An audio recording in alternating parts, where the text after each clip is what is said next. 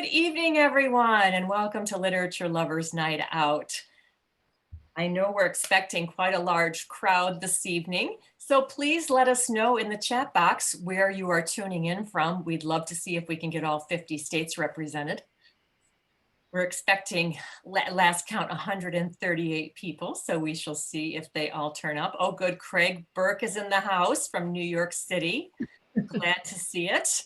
And our loyal Minnesotan fan following here, Cindy Clark, thank you. Oh, and my friend Anita down in Florida. Anita's always a trooper about turning up. Tonight, I'm promising you an extra fun show because I have a dear friend who is in the hospital recovering, and she's watching this tonight to be a great distraction. So we are going to be extra fun and entertaining for the next hour. So. Thank you, everyone. I'm Pamela Klinger-Horn, and I'm here tonight with Pam Jenoff. Pam, want to give a wave?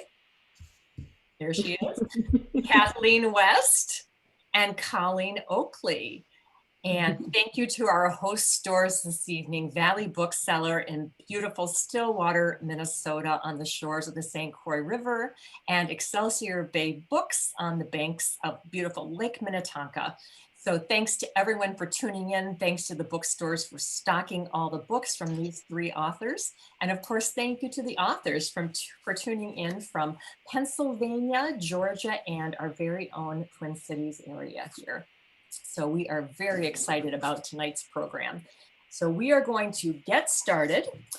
Many of you will know Pam Jenoff because she has been at Literature Lovers twice before. She's making a rare third appearance tonight with her new book of historical fiction. Last year, both Kathleen West and Colleen Oakley were scheduled to be on the Literature Lovers program. But as you know, COVID changed our plans, and that sadly did not happen. But they are now back because they both have new books. So we will get to hear about last year's book and this year's book, which is wonderful. So during the program, I'm going to put direct links into the chat box so that you can easily shop at both Valley Bookseller or Excelsior Bay Books for all the titles that are featured today. If you want any extra backlist titles from the authors, just click their names on the websites and it'll take you to the page where all the books are listed so you can just fill up your cart. Lots of paperback options, which I know people love for traveling, and one gorgeous hardcover, which of course makes a wonderful gift for yourself or a friend, birthdays, anniversaries, those wonderful 4th of July gifts that you will soon be needing. So stock up this evening. It's going to be a great price point. So let's get started. Our first author tonight is Pam Jenoff, coming to us from Philadelphia, where she is number 8 on the bestseller list with her brand new book, The Woman with the Blue Star. As I said, Pam has appeared before at Literature Lovers Night Out, and in the past, we subjected her to a Minnesota blizzard. And she had to stay here an extra day because she was snowed in at the airport. And it was quite an experience. Pam tells me she's a bit of a nervous flyer anyway, and that certainly did not help. So there is one benefit to being virtual this evening, Pam, no snowstorms. Pam has an absolutely fascinating work history. She's worked for the Pentagon and the State Department. She's lived in Krakow, where she developed her expertise in Polish-Jewish relations and the Holocaust. Pam has also worked for several years as a labor and employment attorney, and as if that's not enough, she's got 3 children keeping her busy. With all of her free time, she's managed to craft 12 novels and been on the New York Times bestseller list and the Indie Next list. If you enjoyed All the Light You Cannot See or The Nightingale, you're going to want to pick up her book called The Orphan's Tale, which she appeared with the very first time at Literature Lovers Night Out. And tonight she's going to talk about The Woman with the Blue Star, which deals also with World War II, but this time in the underground sewer system of Krakow, where her protagonist and her family are hiding to escape the Nazis. So here to tell us all about this incredible work of historical fiction is Pam Jenoff. Thank you, Pam. Take it away. Well, thank you, Pamela, for that warm introduction. And as Pam said, this is my 3rd visit to Literature Lovers Night Out. 2017, I was here for The Orphan's Tale. 2019 for The Lost Girls of Paris, when I got stuck in the famous blizzard of April 2019. and now. And although I'm not a fan of blizzards or of flying, I would weather both of those to make it back to you in person. So here's hoping that soon we'll be able to do that, and I'll come back to visit you. But for now, I'm so grateful that we can be here in this format. And what I'd like to do with my time is just tell you a couple words for those of you who don't know me about how I became a writer, how I came to this place. And then I will spend the rest of my time telling you about The Woman with the Blue Star. So The Woman with the Blue Star is actually my 11th book. I think Pamela credited me with the anthology Grand Central that I was in as well. And most of my books, if you're familiar with my work, go center around World War II and the Holocaust. This comes from the years which I spent living in Poland as a diplomat for the State Department. I went there in 1996, and the country had just come out of a half century of communism. And during those years, they had never been able to resolve their issues from World War II. And so when I arrived in Poland, I was a young woman in my early 20s, and now you all know exactly how old I am. And I went to Poland completely alone. I had no family before cell phones and before the internet. And so I was alone halfway around the world. And being Jewish personally, I gravitated toward the Holocaust survivors who became family to me. And the US government saw my relationship with the people and sort of put me in charge of all of the issues that were left over from the Holocaust that had to be dealt with in Poland. And so as you can imagine, this was both very meaningful work and it was also incredibly difficult work. And I came back from my time in Poland, it was just over 2 years, really moved and changed by those experiences. And I wanted to write about them. And I have been largely doing so ever since in my books. So I have written any number of other books and I'm happy to answer questions, but I am here to tell you about The Woman with the Blue Star. So my latest book was inspired not by an actual story I learned in Poland. That gives me the love of the era, but I actually do go looking for what I'm going to write about next. And when I go looking, I'm looking for the aha moment. I'm looking for the gasp. Because if I find an idea that after 25 years of working with the war makes me gasp, I'm hopeful that I'm onto something which will make my readers feel the same way. And in this case, for The Woman with the Blue Star, the gasp for me was the discovery that a group of people in Lviv, Poland, had survived the war by hiding in a sewer. And I don't mean hiding like they ran through the sewer on their way out of town. I mean hiding in that they actually stayed in that sewer for more than a year. And hearing this, I had so many questions. How had they survived? Who had helped them? And in particular, I was taken by an anecdote from the sewer. There was a young girl in the sewer with her mother and father. And one day she looked up through the sewer grate and she saw a girl her own age buying flowers, a non-Jewish girl. And she was so struck by the disparity between their lives. And, she looked up and thought, why is she buying flowers and I'm under here? And her mother said to her, someday there will be flowers for you. It was this promise. And hearing this anecdote, I wondered what would have happened if the girl below and the girl she saw on the street had had the chance to get to know one another and what that would have meant for their lives.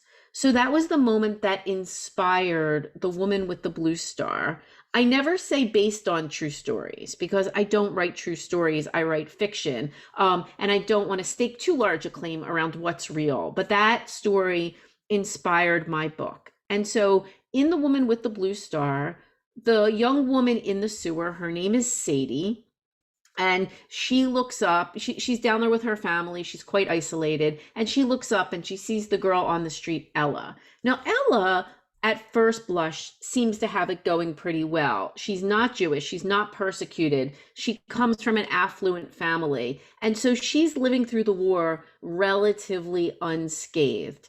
And, but when we take a closer look at Ella, we see that she's all alone, but for a stepmother who is really awful and consorting with the Nazis. And her fiance, who she thought was off fighting the war, is in fact back and has not told her for reasons that will become clear. So Ella is enduring her own kind of isolation. And so when she makes this connection and she sees Sadie, she's very drawn to help this girl that she sees below, and thus develops a friendship that will really affect both of their lives forever. So that is what the book is about. And I guess the thing that I will take away as an author, I've written books over many different periods of my life. There's the book you're writing when you're having your children, and the book you're writing different places. And The Woman with the Blue Star for me was the pandemic book. I was writing this book right as the whole world shut down around all of us. And so for me, what was super resonant about writing this book was that while what we've gone through is nothing like what people went through during the war or the Holocaust, but we were going through a situation here in 2020 of extreme isolation, much like the isolation my characters were facing in the book. And just as Sadie looked up and wanted to connect with Ella on the street, so were we too, finding new ways to connect in the past year. And this was just a really kind of not something that I planned when I started the project, because we were not in lockdown when I conceived of The Woman with the Blue Star, but it certainly affected my writing of the book. And I'm hopeful that for readers, it will also, resonate with them and and their journey over the past year that we've all faced. So I'm very long-winded and I can go on for any length of time. But my co-authors both have not one but two incredible books to tell you about. So I'm going to pause there if it's okay. And I hope you'll have some questions for me at the end. Thanks. Yes, if anyone does have questions, please put them in the Q&A box and we will get to them a little bit later. I did want Pam to talk for a moment about one of her backlist titles that made the unusual appearance of hopping back onto the bestseller list this year. Can you talk about that a little bit, Pam?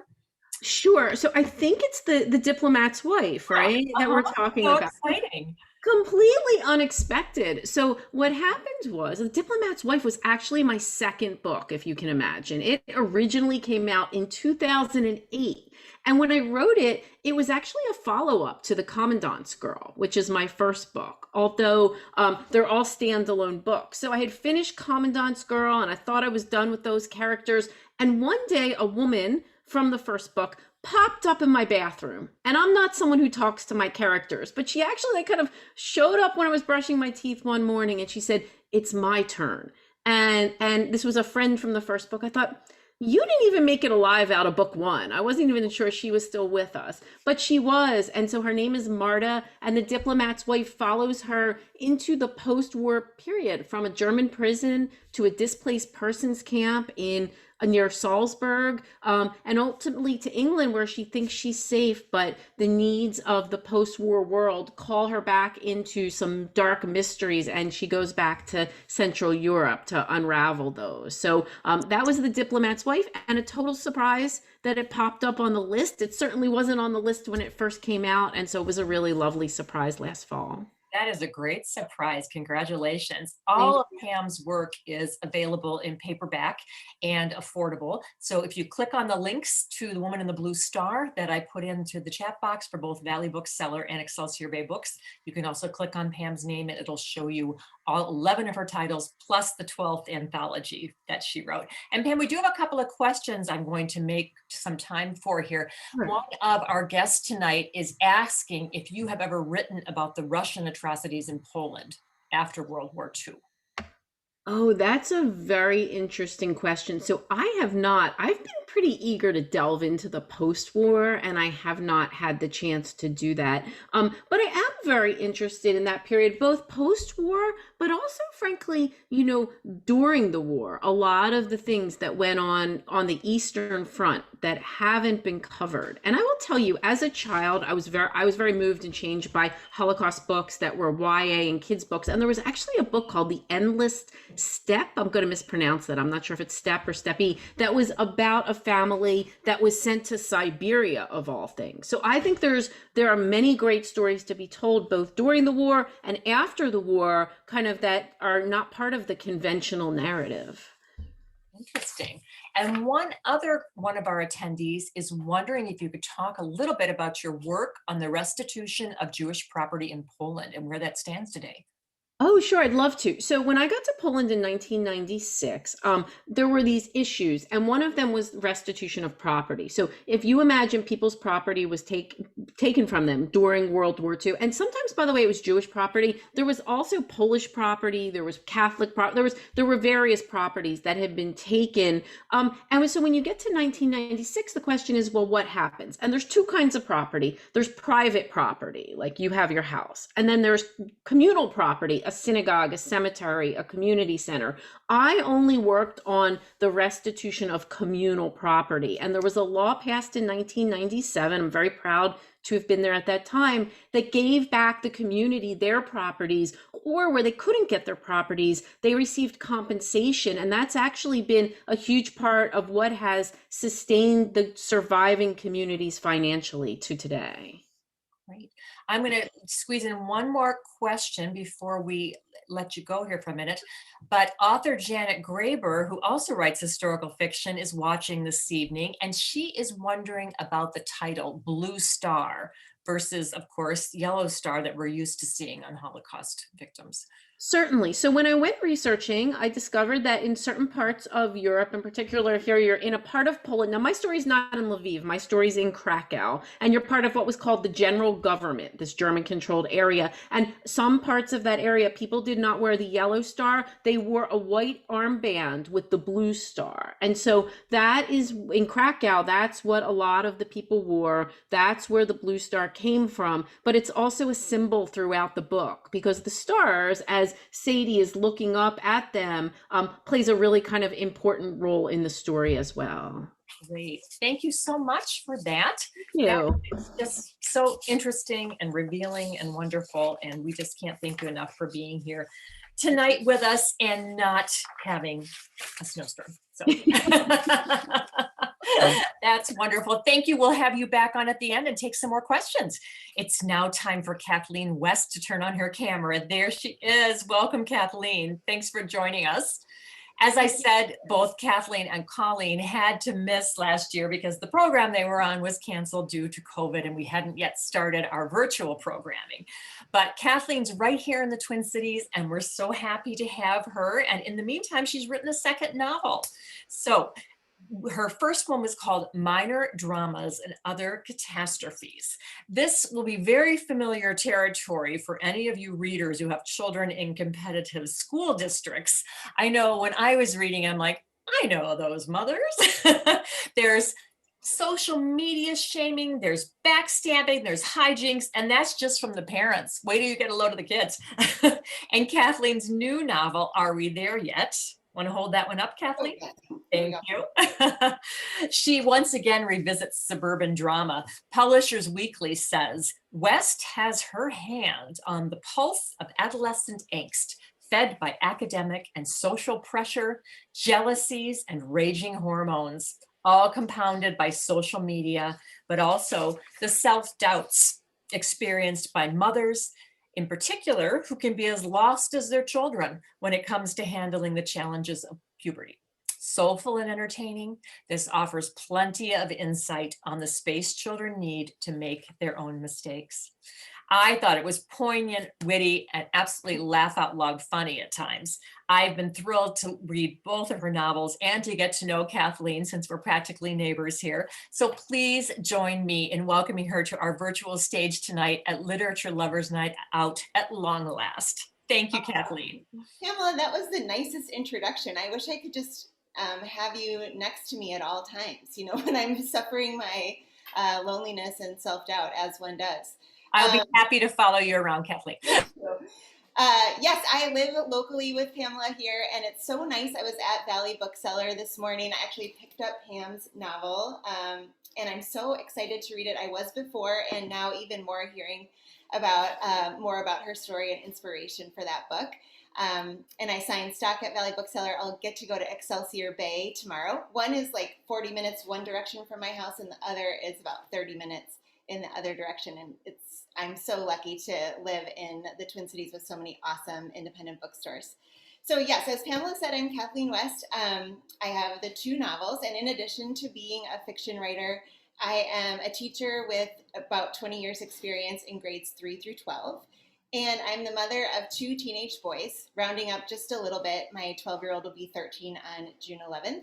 And my latest identity is as a dog lady. I think once you cross the threshold from 2 to 3 dogs, which I have recently done, there's no going back. So although the house has become a little bit chaotic this spring with the addition of a 3rd dog, which is way more than 2 dogs, by the way, the dogs do bring me quite a lot of joy. They're also the reason that I have started putting on like pants with a button for these Zoom events rather than just sweatpants, because you never know when a dog might just come flying through that door and I'll have to stand up and put it back with my long-suffering husband. So just in case I have to stand up, I want you to know that I'm prepared.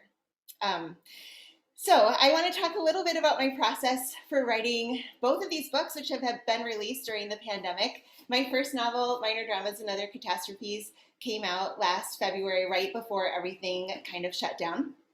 And I'll start there. I started pursuing writing seriously and when I was about 36. My youngest child was in 1st grade at the time, and as you might know, if you have had kids this age, like I felt like I was finally coming out of the fog of being the mother of small children, and maybe there was enough space in my life to have a hobby. I kind of filled it with adult violin lessons, but I let those go to start working on my writing. And for a year, I kind of just backed up my wake-up time before school, and I put in some time working on this book that never went anywhere. It was a multi-generational, really heavy, overwrought, autobiographical family saga, which was terrible from the start. But it got me in the habit of writing. And then when I was struck with the idea for Minor Dramas, I kind of knew at least how to put words on the page. So I'll just quickly tell the story that becomes this book. This book is about a helicopter theater mom who's desperate for her son to get a leading role in the High School Musical.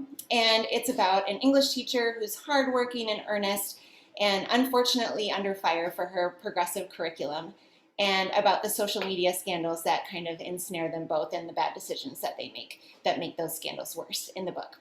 So the inspiration came from the theater mom. I'm not a theater mom, but for about a second I was. My older son had tried out for the middle school musical when he was in 6th grade. And I was a teacher in the school where he was a 6th grader, which, you know, is like the worst disaster of all time for a kid. If you're in middle school and your mom is a teacher at the school, it's no bueno. But there we were. So I knew he was trying out, and I also knew the drama teacher's room was right down the hallway, and I could probably teach some or get some inside information on the audition process. But I did have the foresight to kind of realize that I should not, you know, like just obey the boundaries and respect them and let him go through the process on his own. But when it came time for the cast list to come out, my neighbor at school, the woman who taught in the classroom next door, was like, "Are you going to go up and look at the cast list when it gets posted?"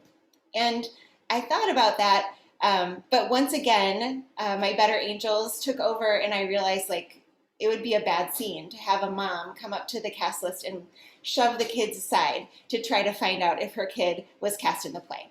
And my colleague and I laughed over that, and we thought about which parents we knew that might be tempted to do something like that. And then we went away on winter break, and that was the first scene that I ended up writing of Minor Dramas. So that was exciting. I worked on it for 3 years. It came out when I was 41, so it was kind of a long process to that first book. 36 was kind of a prescient time to start writing. I thought, well, I'll turn 40 whether or not I try to write a book, so there we went. And when I wrote Minor Dramas, the connections to my own life were very apparent. I'd been a teacher in affluent school districts before. I'd had some of these run-ins with parents and been, in the details of faculty meetings and principals and snacks and all of that kind of stuff. And it was really fun to write a book in that world that I knew so well. When it came to writing my second book, oh, there's the back. Are We There Yet? Which you saw before. And there it is upside down. There's right side up. It was a whole new world. I didn't even really know what I wanted to write about when I started.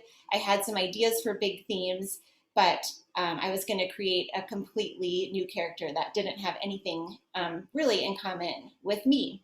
When my husband read the new book, he said, gosh, your first book is like our world, and your second book, it's like you just made up a whole new story. And I took that as a nice compliment that I had kind of grown as an author and inhabited some people's headspace that wasn't as familiar to me. And I also think, to be fair, that my husband was talking about how the main character in Are We There Yet is an interior designer and architect and has impeccable personal style.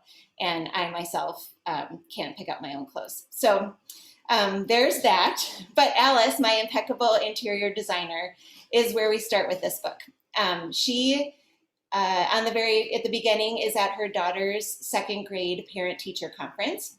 And at that conference, she learns that her daughter is 8 levels behind in reading, and she had no idea. And at the same time, like when she's there, she gets a call from the middle school where her son is a student, and the assistant principal tells her that he has engaged in some really disturbing bullying behavior. She's called in for a meeting, and she has to miss an important client meeting with some of her new interior design customers, and it becomes a big disaster. So she gets to school and she discovers that her son, who has before been a perfect child, good in sports, good in school, Kennedy-esque hair, just a charming kid, what he's done is pantsed another kid who is not from the cool clique on stage in front of 700 7th graders. So his actions have a big ripple effect in her community and impact how she sees herself and her effectiveness as a mother, and also her friends' opinions of her. So I really enjoyed kind of looking at that community aspect of the story.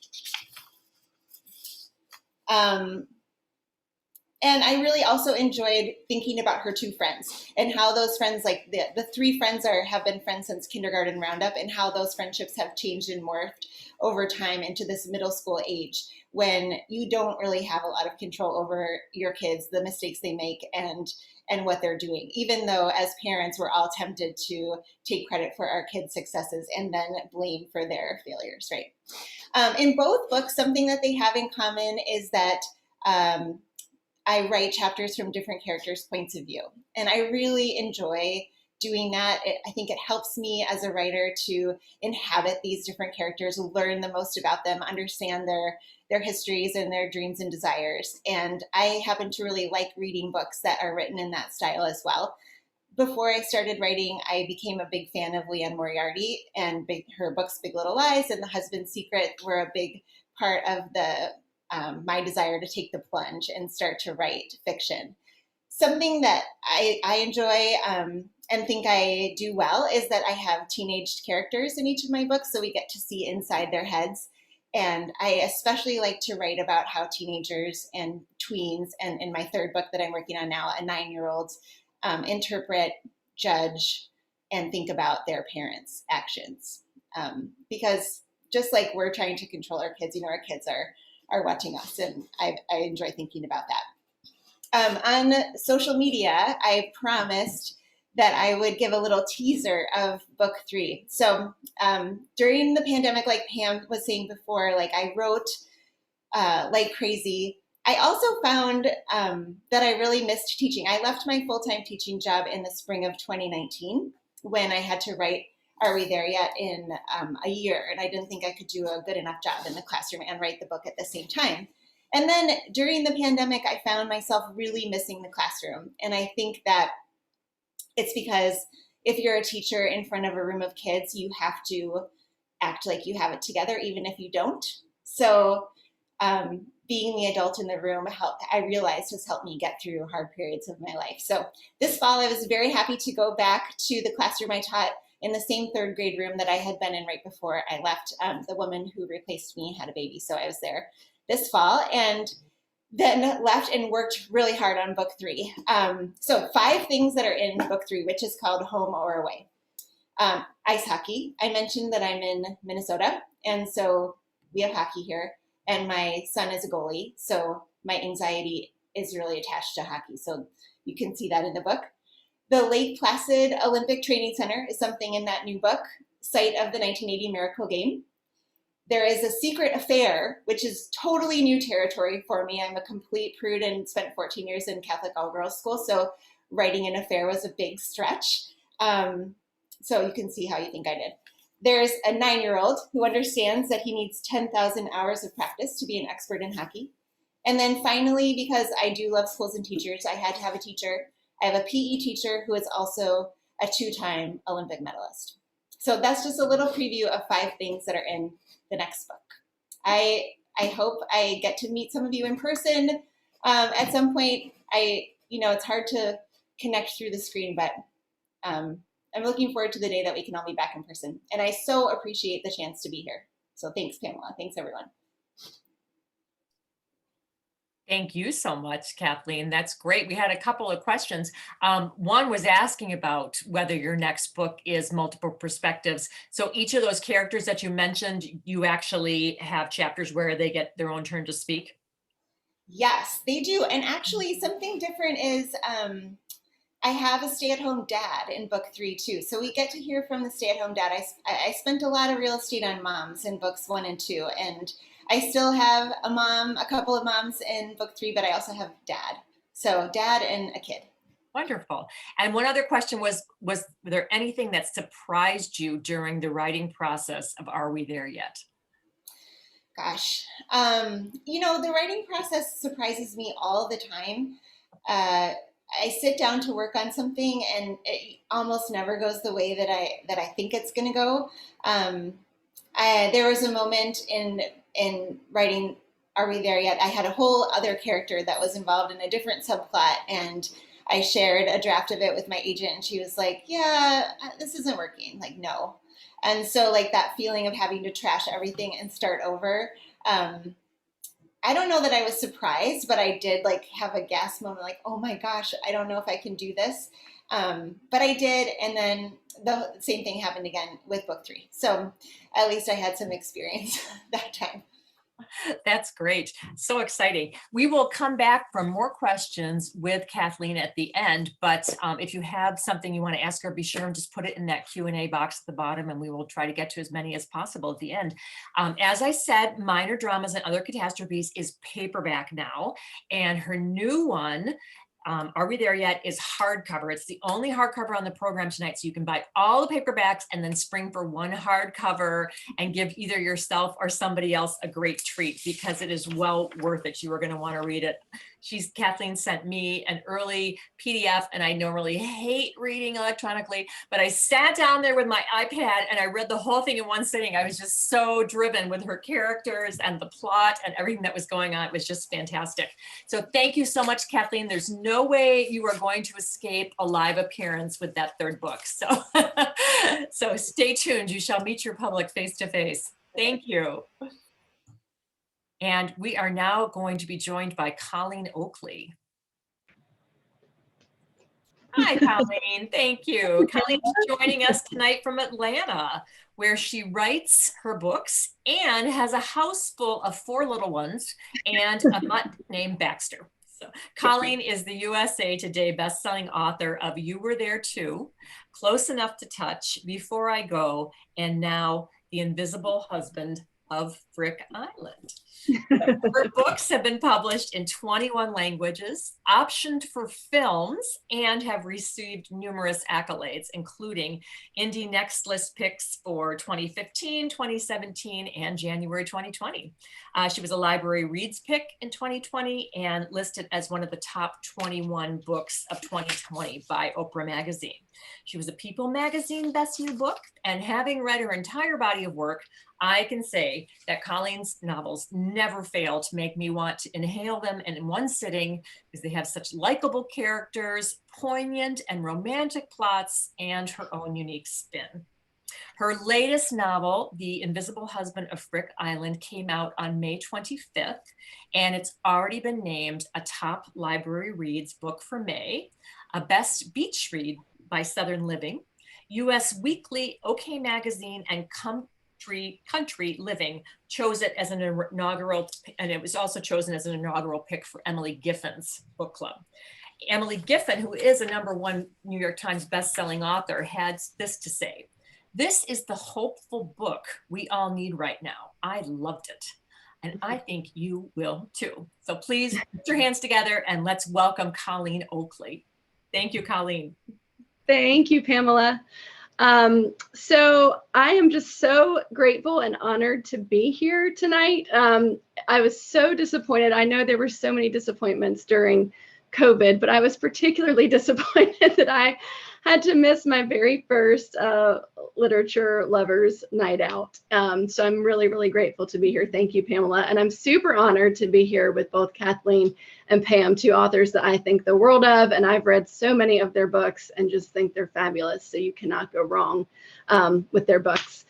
I was a magazine editor and writer before I became a novelist. And I usually kind of get a lot of my story ideas from my magazine days, from newspaper articles that I've read. So, and the biggest question that I usually get is, where do you come up with your ideas? Because if you've read any of my books, you may notice that all of them have one thing in common, and that is that there's usually some kind of bizarre, far-fetched premise to the books. And that is what I love to challenge myself with, is with something kind of out there and unique, but something that I then have to make feel solidly real for you as the reader. So I'm going to talk a little bit about how I came up with first the idea for The Invisible Husband of Frick Island, and then I'll give you just a little snippet of You Were There Too and how I came up with that idea as well. So The Invisible Husband of Frick Island, I like to say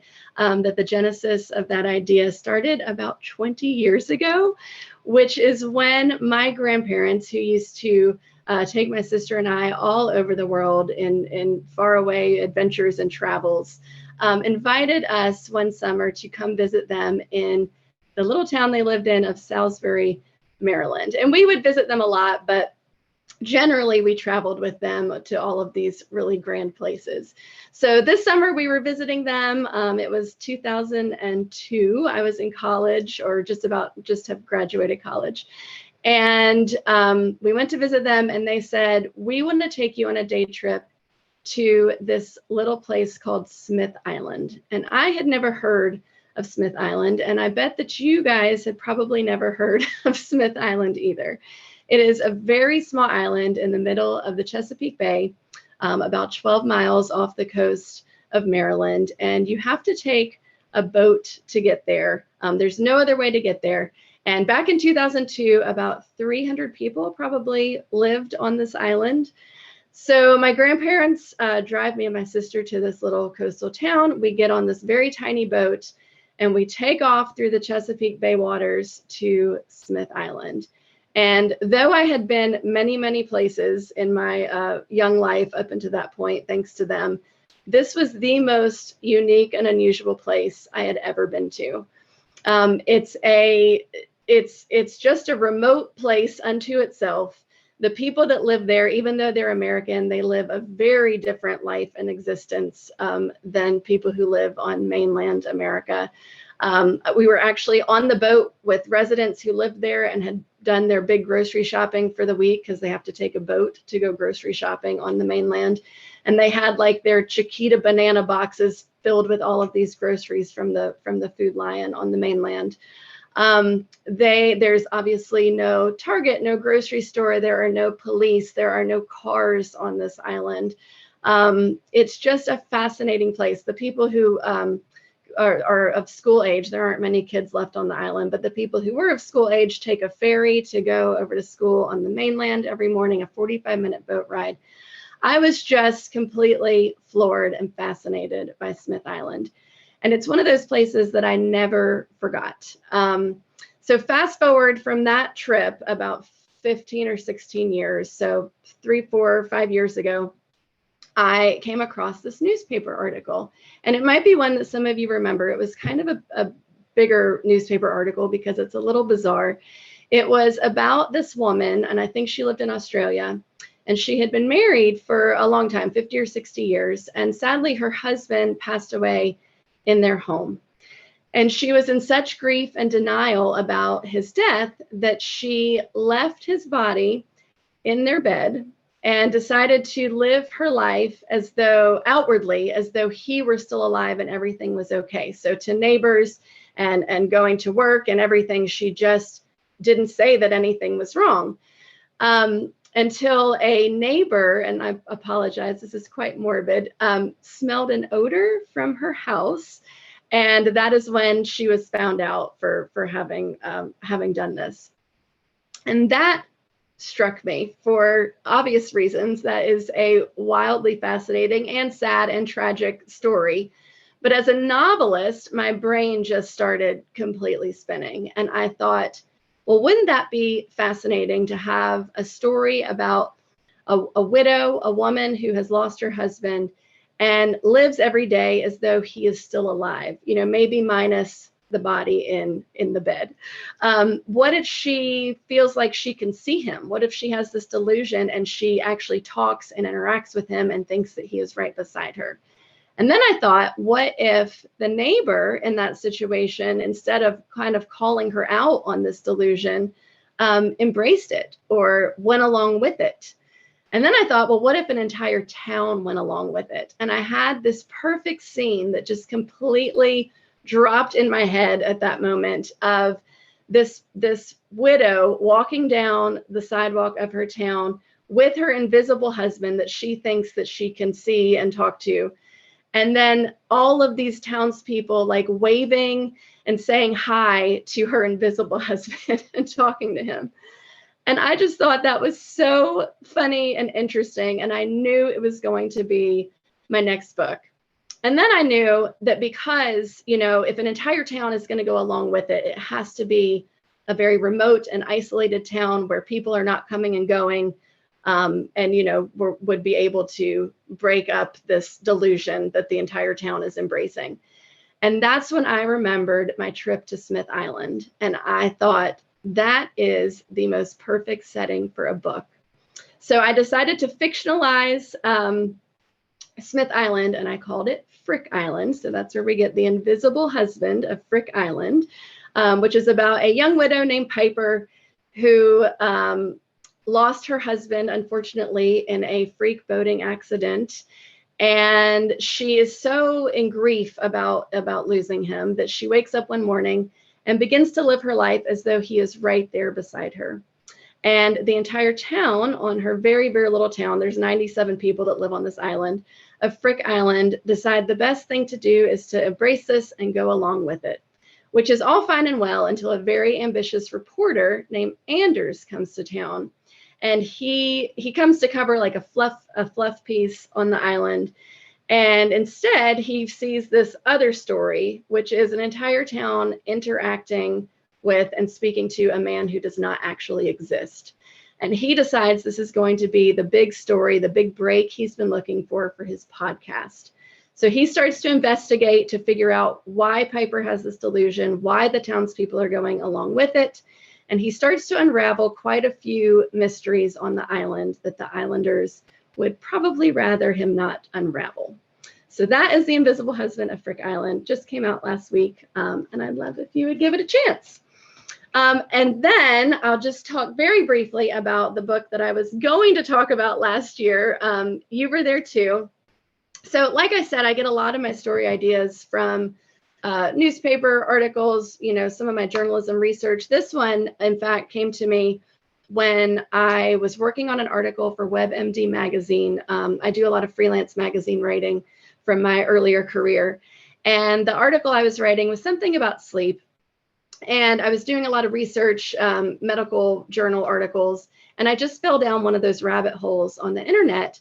and I came across a research article about dreams. And dreams have always fascinated me because I've always been a very vivid dreamer. I've always wondered, what dreams mean, if they mean anything. And this research article absolutely stopped me in my tracks, because a group of scientists had gotten together and agreed that mutual dreaming, or the phenomenon also known as dream telepathy, there is enough anecdotal evidence of that occurring, of two people sharing the same dream on the same night, that they agreed that there's enough evidence that this is a real phenomenon. They can say with assurance that this actually happens. So an example of it would be like if I went to sleep tonight and dreamt of, let's say, Pamela and I were at an amusement park on a Ferris wheel, and I called her tomorrow and I said, Pamela, I had the craziest dream. We were at an amusement park together. And then she said, well, that's crazy because I had the exact same dream. And this happens way more often than anyone knows. And it's probably happened to some of you in the audience. It's usually happened to at least 5 or 6 people when I give these talks. So I was fascinated by that article, and it triggered this story idea, which is, you were there too, is about a young woman named Mia who lives kind of the perfect life. She has a wonderful husband that she's madly in love with. She has a baby on the way, her first baby, and she's really generally happy with life. The only kind of caveat or weird thing in her life is that most of her adult life, she has been having dreams of a man, a stranger. She has no idea who this is. They're recurring dreams. She just has been dreaming about him for years. And she, it's all fine and well until in her little small town of Pennsylvania that she just moved to, she runs into this man in real life. And it turns out that he's been dreaming about her too. And they decide that they want to find out what that means. So that is You Were There Too. So thank you again so much, Pamela, for having me. And I'd be happy, of course, to answer any questions that anybody might have. That's wonderful. Thank you so much. We do have a couple of questions, but before we get started, in your book, there is a cake that is featured. Yes. Can you talk a little bit about that? I can. So the actual Smith Island that Frick Island is based on, if anybody knows about it, they likely know about it because of the Smith Island cake, which is actually the state dessert of Maryland. I didn't know that states have state desserts, but Maryland absolutely does. So it's the Smith Island cake, which is 10 to 12 layers of cake and frosting. So all different layers, and it is delicious. And of course, I could not write a book based on Smith Island without also talking about the cake. So there is a Frick Island cake based on the Smith Island cake.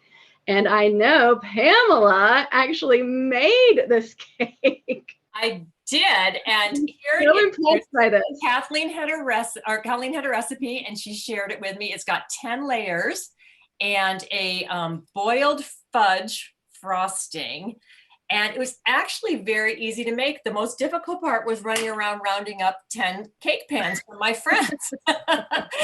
And so just a tip for you, so that ladies saw what happened in my cake this morning. When you've got 10 layers, it was a bit unstable, and I put it in the freezer to solidify, and I had some slip sliding. So I suggest putting a little skewer in there till things firm up, and then your layers will all stay in place. But the recipe's easy, it's delicious. My son had to have a piece at 8:30 this morning, and he's already told me he wants to make it again. So it will become a family favorite. And did you add that recipe to your website?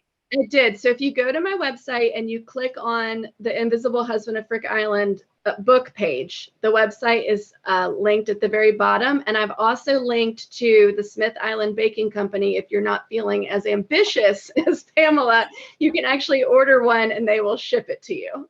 It actually really was quite quick and easy, just pouring it into 10 pans versus 2. So it's a very family friendly cake. So my next door neighbor has a question. She said she looked up the island, and it looks just like an island that she had seen in a commercial on TV. Do you know if it was ever filmed and used in a commercial? I don't know. I mean, it's very possible. It would be great in a commercial or a TV or film. I mean, it's just such a unique place. And I think your book would be great on film too. I can Well, just I think kind of so too. see Thank that. you. And another one of our guests tonight has a question and says, does the strangeness in your books interfere in your real life in terms of thoughts or night dreams? And what's your favorite part about being a novelist? Yes. So absolutely, particularly when I was writing You Were There Too, and I was delving very deep into dream research and what it all meant and hearing everybody's very strange dream stories. I've always had vivid dreams, and they became way more vivid and wild during the writing of that book. And my favorite part about being a novelist is probably this, like getting to interact with readers and you know, it's just so fun. I love what I do. That's great. Thank you. As I said, Kathleen's novel, The Invisible Husband of Frick Island, is a paperback original, and all of her backlist titles are in paperback as well. So you can stock up tonight. I put the links for all the titles once again into the chat box. I also put links for Valley Bookseller, Excelsior Bay Books, and the Literature Lovers Program event page itself. So you can click on any of those and see what's coming up in Excelsior and Stillwater, and for the program, the rest of the summer is currently posted. If you want to get one of or many of Colleen's books, there are book plates waiting in both Excelsior and Stillwater. And if you either go into the store or have it sent to you, you will receive one of those. So thank you for doing that in advance, Colleen. I appreciate it. And I'm going to bring the other ladies back. So Pam and Kathleen, you can turn on your cameras and microphones again.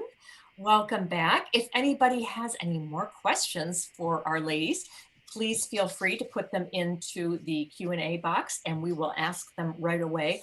But one question that came to me before you all got on screen tonight was, some of our guests tonight were wondering, other than each other's books, what are you reading right now? Pam, would you like to start? Sure. So I have a very large TBR stack. I would say that it's on my nightstand, but I'm not organized enough to have a nightstand.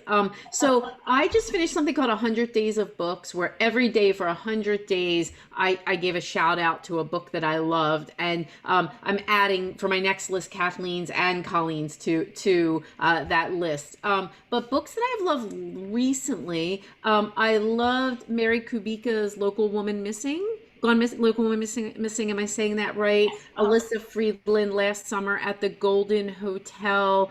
And I could just go on and on and on because there's so many great books. But find me for the 100 days if you want the whole list. Well, actually, there was a question for you earlier when you were speaking, and someone was asking how you counterbalanced writing about kind of dark topics. And so some of these books you just mentioned are a little bit more cheerful than some of the things you're writing about. Is that what you like to read in contrast to your writing? I read across all genres. If I was going to pull up recent historical fiction, so I loved Erica Roebuck's The Invisible Woman. I loved Half Life by Gillian Cantor, Band of Sisters by Lauren Willig. So I really am just across all genres, and I'm super excited. I don't get a lot of time, but I don't know if the other ladies here who are moms knows the pickup line at school has become an amazing place for reading. I've got the book in the car. That's great. Kathleen, what about you? What are you currently reading? Well, I'm currently reading Killers of the Flower Moon, which is becoming a movie, I believe. I think I heard that too. Yeah. By David Grant. I'm at the beginning of that. I have that on the Kindle. I always have to have a Kindle book because I've been waking up in the middle of the night and then I don't wake up my husband, so that's good. And I just finished Something to Talk About by Meryl Wilsner. I really loved that. Like Pam, I read across all genres. This is a romance, kind of a slow burn romance about a Hollywood showrunner and her assistant and the rumors that they might be a couple. And then their gradual falling in love. So I really enjoyed that. Sounds like fun. Colleen, what are you reading? Yeah, I just started actually The World According to Garp by John Irving. I'm a huge fan of his, and that's one that I had not yet read. And a couple that I loved that I would highly recommend. I just finished Laura Hankins' A Special Place for Women, which was Fun one. so good. She is delightful and her writing is incredible. And then I love, for a light, fun beach read, I completely recommend Amy Reichert's The Kindred Spirits Supper Club. Yes, Amy's a past literature lovers attendee, and we had so much fun with her and her foodie romance, so that's great. We did get another question while we were visiting, and someone is wanting to know, for all of you, is there still a book or a story that you aspire to write, and what is it and why? Who wants to start?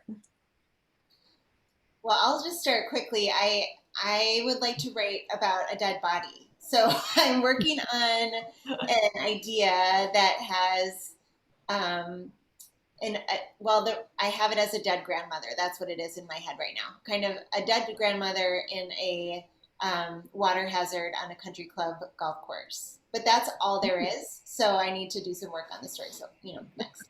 Okay. Who's next? Go, Colleen. Okay.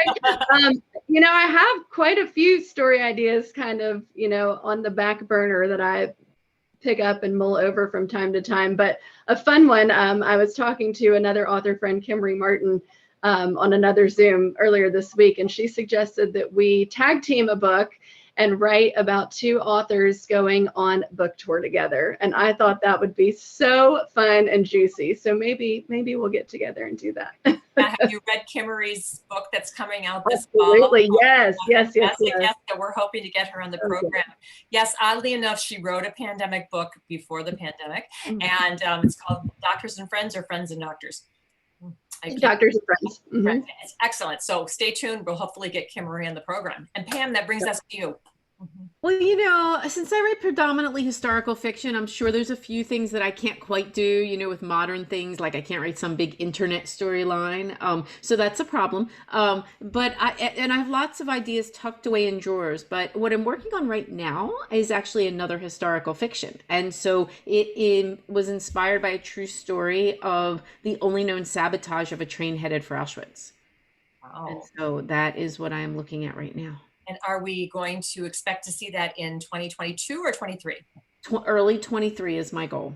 Great, thank you very much. And will that be with our beloved Park Row publishers? Absolutely, never anywhere else. It's my happy place. Yes, Pam's over at Park Row, and both Kathleen and Colleen are with Berkeley, and we have worked with both publishers many times, and they've been so gracious about sending us many, many wonderful authors to entertain you.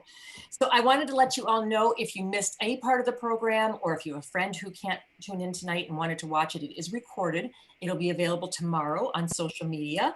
I will share it on the Literature Lovers Facebook page and put it on Twitter, and all the authors can share it as well as the bookstore. So you will have a chance to relive the magic on the recorded version. As I said, there's links in the chat box to all the books, as well as both bookstores and the Literature Lovers program, so you can see what everybody has coming up. And we are going to have our next event with Literature Lovers on June 22nd at noon, because one of our authors is coming to us from London. That program is going to feature Zakila Diaya Harris. Her novel is The Other Black Girl, which just this week Good Morning America chose for its book club. It's being billed as The Devil Wears Prada meets Get Out. And I cannot tell you how thrilling and page-turning this novel is. She's a first-time novelist, and it's really fun. She's going to be joined by Tamima Anam, who has a book called The Startup Wife. This was recently featured in the Star Tribune for their summer reading. And it's a great book. She's the one joining us from London. And then Renee Rosen will be making a 4th appearance. I think she's leading the record with 4 appearances now at Literature Lovers.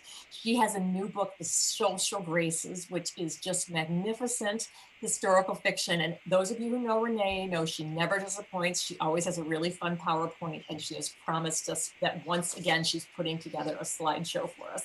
If you go to the lit-lovers.com website, you'll see all the dates and links for registration there. I want to thank all of you for coming tonight. As I said, the program's recorded. You can watch it again tomorrow and share it with your friends. And I hope that we'll get you back here for future programs this summer. And thank you all so much for supporting these fine authors, Colleen Oakley, Pam Jenoff, and Kathleen West. Thank you for shopping at Valley Bookseller and Excelsior Bay Books. It's only with your support that we continue to keep these bookstores active, alive, and bringing you this kind of really fun programming. So until we meet again, happy reading to all of you. Go stock up your shopping carts or pop into the stores tomorrow and meet the staff in person and get your books.